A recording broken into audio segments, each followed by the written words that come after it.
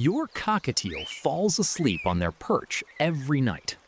One foot tucked, eyes closed, and somehow they never fall. No grip strength, no concentration, no effort.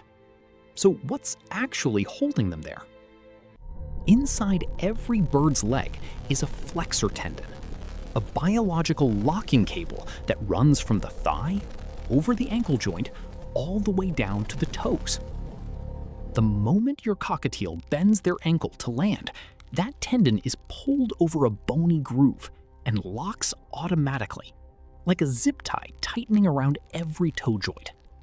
The branch is gripped, no muscle power needed to hold it.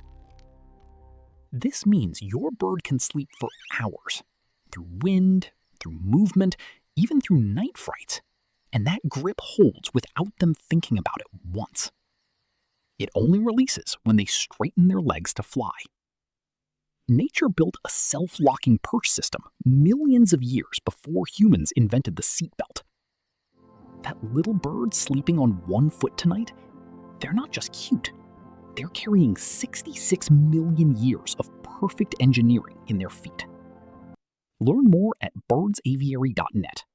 Follow Birds Aviary for more.